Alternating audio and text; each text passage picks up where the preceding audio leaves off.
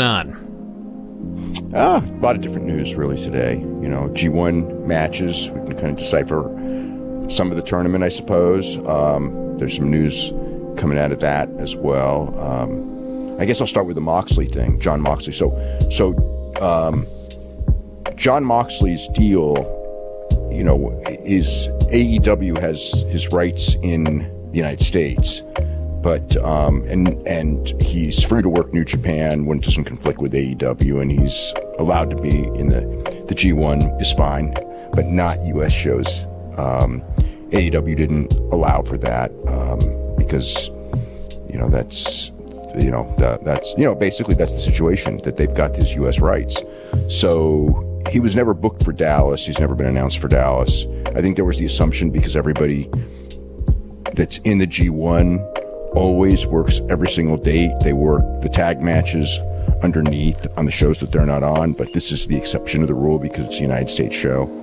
So it's not, New Japan actually sent out a message today, a tweet and a release just saying he's not going to be at the G1 press conference, which will be in Dallas on July the 5th, and he's not going to be in Dallas for the July the 6th show, but he'll be on every other show starting July the 13th.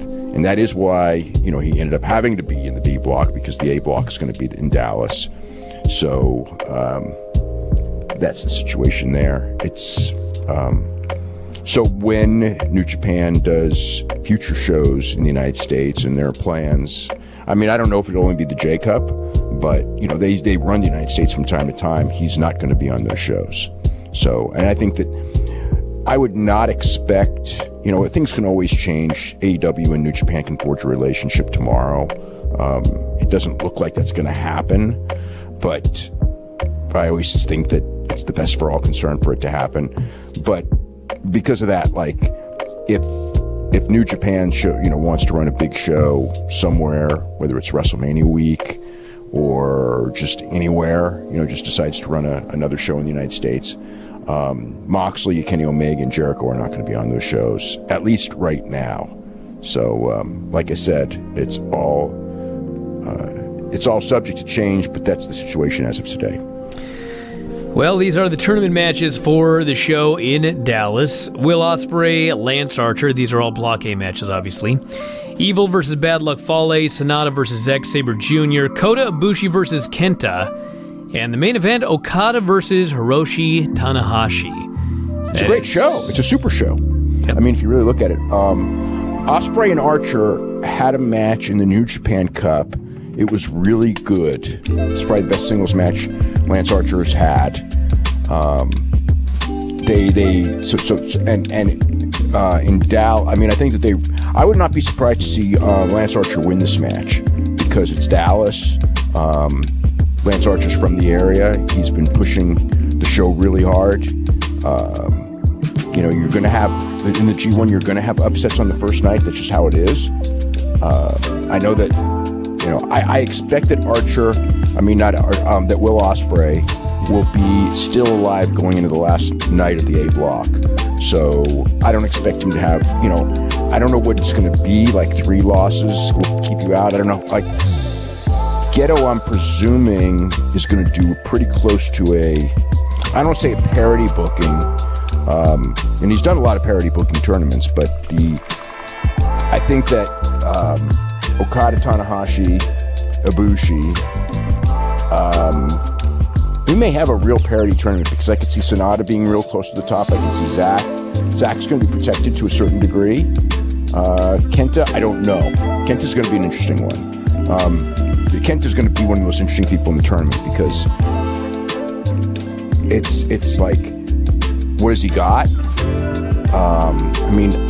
I saw him enough in NXT, especially live, to know that he's right now he's a very good wrestler at basic things, at real subtle things. He's much better than he shows as far as live, as far as compared to television. Those kind of guys usually do better in Japan anyway, and he was great in Japan when he was younger, but it's not like it's not like he's has that flashiness, that's the difference between a good hand and a superstar.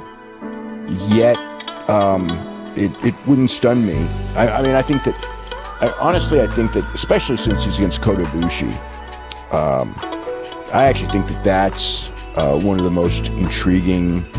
This is going to be one of the most intriguing matches in the tournament, because if he doesn't have a great match with Kota Ibushi, it's not a good way to debut. And I actually, when I look at that, I could easily see Kenta winning this match. Sonata and Zack, the matches I've seen with Sonata and Zack are really good, so that's not, that's going to be strong. Evil and Fale, big power match, it'd be okay. I don't think that's going to be the big super match. Like I said, Ibushi and Kenta. I mean, if it's not great, it's not a good sign for Kenta. If Kenta's still a good wrestler, or a great wrestler, they'll tear the house down. And Okada Tanahashi, there has never been anything less than an excellent Okada Tanahashi match. I would imagine with the live crowd that they're going to be really psyched for the match. And, Okada always delivers in big matches, and Tanahashi's beaten up. I mean, I know this tournament's going to be hell on Tanahashi. But it's the first night of the tournament, and Tanahashi's smart enough with Okada that, it's going to be a big one. And, I think this is it's a strong first night. It's a very strong first night. Well, here's the rest of the show. We got Sho and Yo versus Tamatonga and Tongaloa. Shota Umino and Ishii versus Ren Narita and Jeff Cobb. Yoshihashi and Goto versus Chase Owens and Jay White. And Liger, Juice Robinson, and Toriano versus Bushi, Shingo Takagi, and Tetsuya Naito. So that is the entire card for the Dallas show. I mean, it'll make for a real strong television show, to kick off the new 2-hour block. Although, obviously this will be a 4-hour show on Access. You got, a lot of the guys, Cobb and people like that on the undercard. Obviously like Naito and Ishii and people like that, of course. So, you showcase, they're going to, the undercard's going to have angles, probably, because usually the way Ghetto books, so what's the Jay White match? Where is it? I just shut it down. The Jay White match is Jay White and Chase Owens versus Goto and Yoshihashi. Right, so that's going to be heavily focused on Jay White and Goto. So, I mean, the deal is that the way Ghetto books is that all the tag matches are going to be very focused on building certain matches. Now, Moxley's facing Taichi, but that's not on, Moxley's not on the card. So you're going to have real hot moments and probably angles with Jay White and Goto, since they're doing a singles match, which would be on the second show, which would be the July 13th show. Then Ishii and Cobb, Naito and Toriano, which of course will be a comedy match, and Juice and Takagi, which is an interesting match. I mean, to me, the A block is really a loaded block this year, and the B block is a good. Jay White is one of the premier guys. Moxley is a guy who is, very hot right now, coming off of WWE and coming off of that appearance on AEW and the way he's marketed himself, and his 2 matches in Japan, the Juice match being great and the Umino match being entertaining for what it was. So he's strong. Goto's solid, but solid. Everyone's solid in G1. Maybe Ishii will get a real strong tournament. In this block, he's really one of the key guys. Cobb, Cobb will get over. I don't see Cobb being, so seriously, Cobb is wrestling. The week before this tournament, Cobb is wrestling Matt Taven for the championship in Ring of Honor. I don't expect him to win and then go into this tournament. I mean, that's how I would feel, especially booking Ring of Honor. Yet another part of me thinks that he should win the championship, because I think that they need a guy like that as a champion. If he were to go into if he were to win the championship and then goes into this tournament, while he doesn't have to win, he does have to be protected. And I think that they're not going to like beat him every time out anyway. Yano's there to have the entertaining, comedy match and give guys a day off, so to speak. Naito, obviously, the favorite in the B block, without a doubt. Takagi looked fantastic in the juniors tournament, and Juice, we'll see how he does. I would not expect him to be in the finals or anything. So the show on the 13th at Oda Ward, which is actually the show I just ran down, that show will be on Access same day, like 17-hour delay or whatever it is. It's the same day tape delay. Then the other not live, but same day television shows will be the 20th at Korakuen, which is Okada and Ospreay, which is Okada wanted that match. Kenta and Evil, which is a good one. Ibushi and Sonata, which is a fantastic match. Tanahashi and Archer, and Sabre and Fale. Then the 27th, which is the 27th, that's Nagoya. So that's going to be Okada and Kenta, Tanahashi Sonata, Sabre Evil, Ospreay Fale, and Ibushi Archer. And then, what would the August? It'd be August 3rd, right? August 3rd in Osaka. So we're going to get we're actually going to be, it's interesting because the Access stuff is going to be pretty much all A block, all the way across the board. We're going to get nothing but A. So none of the Moxley matches are going to be on Access until the final day of B block at Budokan, because the third show is going to be Okada against Sonata, which they've had two outstanding matches this year. Tanahashi and Ibushi, who were in the finals of last year, and that's one of the greatest matches I've ever seen in my life. Ospreay and Evil, Zack Sabre and Lance Archer, and Kenta against Fale. So that's kind of like your television matches for Access. But the whole tournament's going to be on New Japan World live, every single show. Other than Dallas will not be live on New Japan World in the United States, though. It'll be on tape on New Japan World. It'll be live on Access. All right, the Aero Star update. He is also okay, I think. He's got a lump on his head. He went to the hospital last night after the show. He was okay backstage, and they checked him out at the hospital, and he's hurt, but he was in a neck brace at the airport today. Yeah, he's hurt, but not, whatever. I mean, it doesn't seem like it's a terrible thing, but we'll see. Sometimes they'll downplay that type of a thing. I mean, I was told when he got out of the hospital that he checked out okay. So, it doesn't sound like a broken neck, but boy, it could have been. But I mean, it's like you never know. I mean, look at freaking Ibushi started wrestling back on Thursday. So, Yeah. Completely out of his mind. I mean, apparently he's fine, but I mean, it's still... he's out of his mind. They're both out of their mind, yes. But hopefully they're both fine and they can wrestle and they're okay.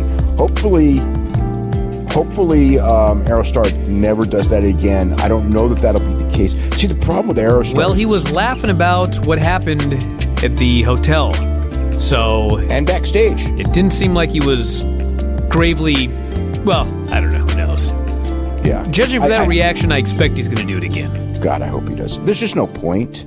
I mean, that's one of those things that you do once. Actually, I shouldn't even mean to say that. He did it once, but now it's like...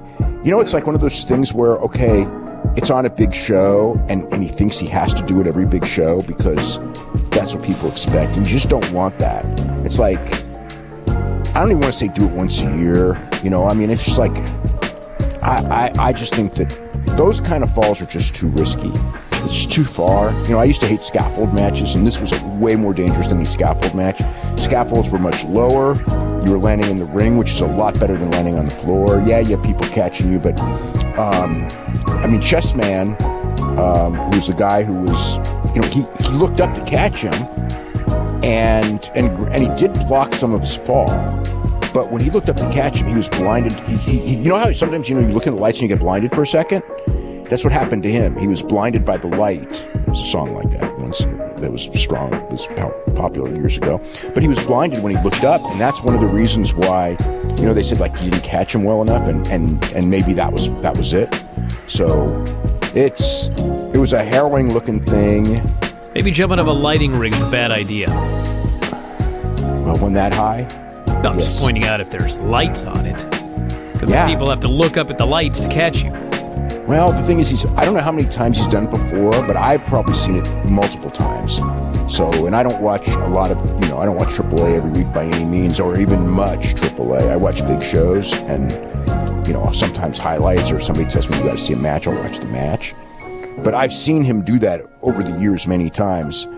And, I mean, the reality is that, he's done it many times, and as far as I know, he's never been hurt seriously. But you're tempting fate. It's just one of those things where I don't know.